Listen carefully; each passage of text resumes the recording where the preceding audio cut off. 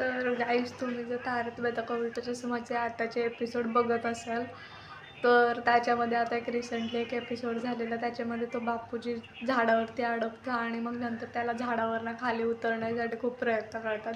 त्याच्यामध्ये स्टार्टिंगला 2-3 प्रयत्न दाखवले, त्याच्यानंतर एकात काय दाखवलं की तो जम्पिंग झपाक आणला आणि त्याच्यावरती त्याला कुदायला सांगितलं ज्याच्याने तो खाली येईल, पण तो कुदून खाली नाही आला, तो कुदून वरती दुसऱ्या फांदीवरती गेला.